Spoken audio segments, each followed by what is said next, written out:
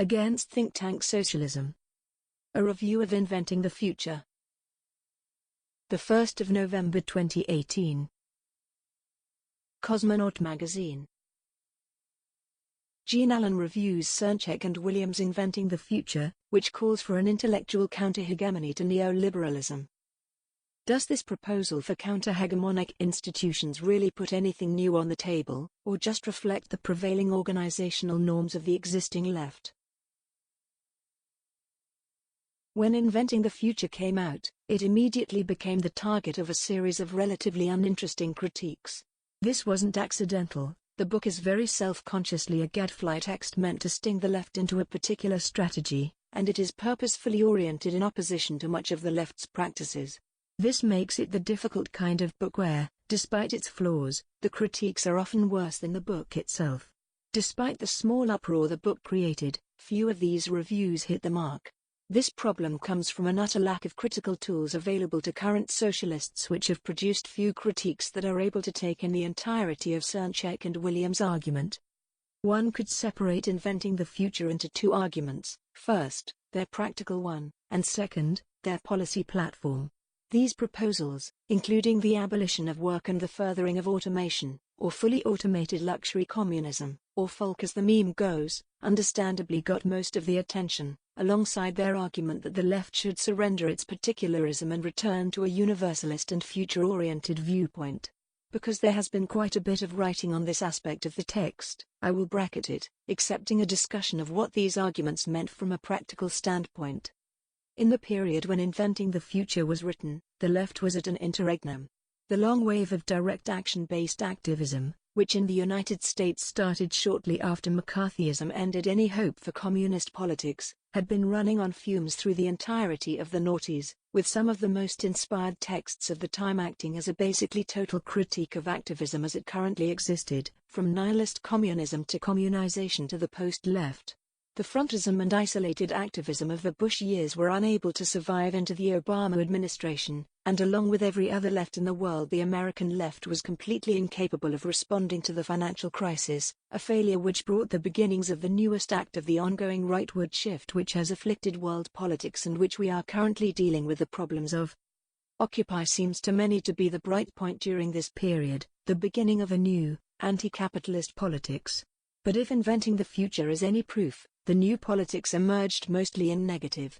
Occupy, which was set up by the adbusters milieu, had a strict opposition to hierarchies, goals, or mediation of any kind, which made it if anything more of a culmination of post-left tendencies around during the noughties than the beginning of something new.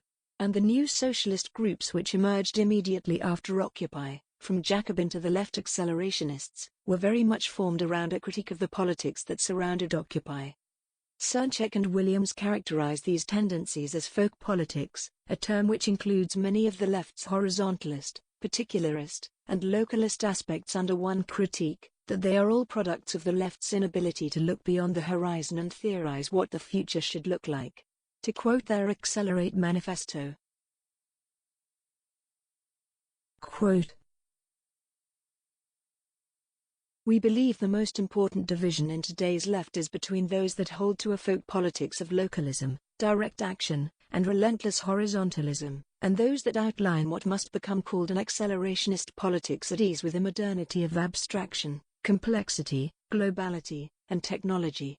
The former remains content with establishing small and temporary spaces of non-capitalist social relations, eschewing the real problems entailed in facing foes which are intrinsically non-local, abstract, and rooted deep in our everyday infrastructure. The failure of such politics has been built in from the very beginning." End quote. There is unquestionably a degree of truth in this critique. As I argued in my review of Kaufman's Direct Action, the greatest tragedy of the repression that characterized the 90s and noughties is that it led to the left forgetting its own history, and with that, it lost the context for the strategies and tactics it used. It, therefore, theorized its own weakness by retreating into a series of strategies which justified its own weakness. A fear of cooptation went hand in hand with remaining within one's cultural milieu, Horizontalism was substituted for larger organization building, and a fetishization of powerlessness became an excuse for lack of political ambition. The alternative that Srnicek and Williams propose is in many ways better than what came before, the post-left era's distaste with envisioning the future, the narrowing of its ambitions to promoting simply the possibility of an alternative. A conversation between the primitivist post-left and left accelerationists needs to happen. Whatever the shortcomings of both tendencies, between the absolute bound of Falk and the absolute limit of primitivism, I think the left can begin to etch out a vision of a better future. But that better future is only significant to us insofar as it provides a map of practices with which to implement that future. Which moves us from the policy platform to their practical program. How do they plan to implement this post-work future? Well, through think tanks, of course. Yeah. There are two ways of conceiving this argument, which are associated with broad and narrow definitions of what the authors mean by think tanks. I will address the broad definition quickly because that is relatively easy to do. The broad definition of a leftist think tank includes all leftist activities which work towards changing the common sense of society. It would include book clubs, journals, even this blog. This definition has a certain internal consistency, and I would agree with this in an analytical context. The issue is that if one proposes this as a novel solution to the problems of the left, one is quickly confronted by the fact that intellectual projects have been a major aspect of the left since its inception. Occupy, the very object of Srnicek and Williams' objections, was started by a call to arms from none other than that leftist think tank, Adbusters. Which may lead to the conclusion that Srnicek and Williams merely want slightly different think tanks proposing slightly different policies more in line with their own, an argument which ignores both a large section of their practical analysis and the tone with which they present their argument. Thus, while I would agree that most intellectual activity can be placed under the same banner, it would be disrespectful to Srnicek and Williams to argue that they were avidly and excitedly proposing the creation of something which clearly existed right in front of their faces.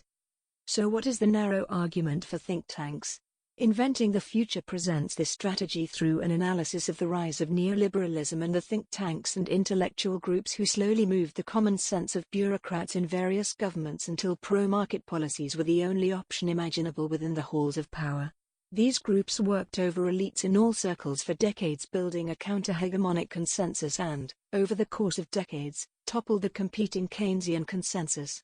Srnicek and Williams propose that we recreate this strategy in reverse, working to create counter-hegemony and to build a new common sense out of non-reformist reforms, seemingly common sense goals which are unachievable under capitalism. This operational aspect of inventing the future has been seriously under-critiqued, with some notable exceptions, usually being glossed over before turning to what one agrees or disagrees with regarding the book's program. Indeed, the sense one gets from many reviews is that these think tanks are merely set dressing, a machine that produces the actual ideas up for debate. This is why the book is such a perfect target of an organizational materialist critique, because it allows us to place this text in its context and critique it holistically rather than flipping through the practice to yell at the theory. The unsuitability of a neoliberalism in reverse strategy, of creating socialist think tanks that slowly change the status quo, is not limited to the standpoint of future socialist transformation. Such a strategy requires utterly different resources than the socialist movement currently has and is likely to have in the years to come. How is one to build a movement to support these discourses and not just come back to the same formation that led to the book's writing? This structure is detailed in their last chapter, titled Building Power. In it they critique the limited unity of the whole movement of Square's era, forced by either proximity or by opposition to tyrannical regimes, and that they should replace this with a populist unity which can connect issues of class, race, gender, and sexuality together into a singular logic. This is a perfectly fine concept, but then comes the kicker. Quote, from the anti-globalization movements, to Syriza in Greece, Podemos in Spain, numerous Latin American movements, and Occupy across the Western world, these movements have mobilized large cross-sections of society rather than just particular class interests. End quote. ignoring that the Marxist in me wants to scream about just how particular the class interests of the proletariat are. Let's speak to the way that the left accelerationist/Jacobin tendency uses this language of left populism. Left populism as a discrete strategy dates to the mid-80s when Ernesto Laclau and Chantal Mouffe wrote Hegemony and Socialist Strategy. They build on Gramsci's concept of hegemony, that an advanced capitalist state can rule through cultural consent, mediating between different factions within the ruling class and between the ruling class and the middle class. Laclau and Mouffe combine this argument with developments in linguistics to create what they refer to as left populism, post-Marxism, or radical democracy. Through this analysis, they advocate for a strategy wherein the creation of counter-hegemonic discourses, which would not be tethered to those old leftist constructs like the working class or the left-right divide, would be allowed to create a movement which mediates between different groups of the popular classes. This analysis gained increasing popularity in the left in the late noughties, coming into force after the Occupy movement with the parties Srnicek and Williams cite, in the Jacobin left in the United States, and in the left accelerationist tendency that produced Inventing the Future in Britain. Setting aside the tragic, but no less absolute, failure of Syriza, Podemos seems like a good example of this model in action. The transformation of the party from a body of radical democratic councils to a centrally managed electoral party which was really an apparatus of a neo-Leninist communications theory seems like the ideal move from folk politics to accelerationist politics as defined in Inventing the Future. And it was seen as such and lauded in other connected milieus as the next big thing after Syriza's failure against the troika of European and financial interests. The fact of the matter is that this discursive strategy has failed. Podemos lost much of their momentum after the transition to this more central and normalized party, especially after a right-wing party, Ciudadanos, appeared using the same kind of discursive strategies. The party now seems stuck in third place, despite having unified with several other groups since the 2015 elections. Similarly, left populist movements in the rest of Europe don't seem to be getting the massive success despite all the old bugbears they drop, up to and including replacing the red flag with the national one and accepting right-wing arguments about migrants and the importance of the nation. The sad conclusion of this is, even in the ideal state that Srnicek and Williams point to, this discursive strategy of building an intellectual group who has a party does not work. Hegemony is more than a series of common-sense ideas, more than can be overcome with any number of memes, jokes, articles or dinner-table arguments. It is supported and created by a series of institutions, most of which aren't democratic. As is clear in the case of Ciudadanos, or more recently with Abolish ICE, it is an immensely easy matter for the media to co-opt and defang radical discourses. The discursive strategy proposed by Srnicek and Williams fundamentally misdiagnoses the problem and proposes a solution that is critically incapable of solving it. Which brings us to a larger question: why was the book's central argument in favor of an intellectual activist axis ignored? Why was most of the fervor at Inventing the Future based on its platform rather than its program? Let us return to the broad definition of a think tank, which consists of any kind of intellectual activity, and consider the makeup of the left at the time. In 2013 to 2014, when Srnicek and Williams were writing Inventing the Future, the Anglophone left could be narrowed down to two kinds of non-party groups, more directly activist groups, and an increasingly large nexus of blogs, Tumblrs, Facebook pages, journals, newspapers, and magazines which all sought to do basically what Srnicek and Williams describe, to change the common sense, to develop a counter-hegemony through their intellectual activity. So this think tanks as vanguard ideal represented an agreeable organizational situation for leftist intellectuals. A world where their intellectual work was not only important but gave them leadership over the broader left is really the best endpoint for an intellectual property rentier one can imagine. So it makes sense that the critiques one could see in larger media outlets were not the organizational/strategic argument that media outlets should be the vanguard of the left, but what specifically that vanguard should do. Thus, the failure of criticism that surrounds Inventing the Future implicates not just the left accelerationist/Jacobin tendency, but the whole US left, as being fine with the structure of the thing if prone to quibble over the details.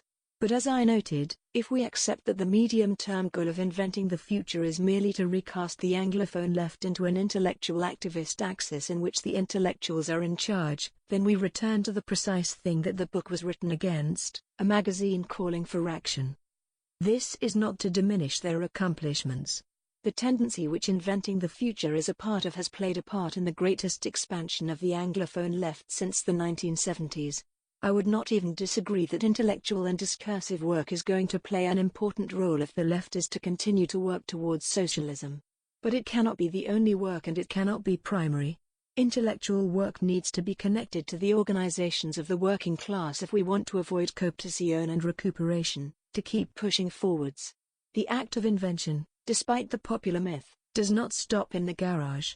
It involves steps of engineering, funding, testing and manufacturing, a process which includes far more than just the individual genius who discovers a new technique. Similarly, if we are to win, then we cannot be satisfied with merely schematizing the future, but need to build it as well.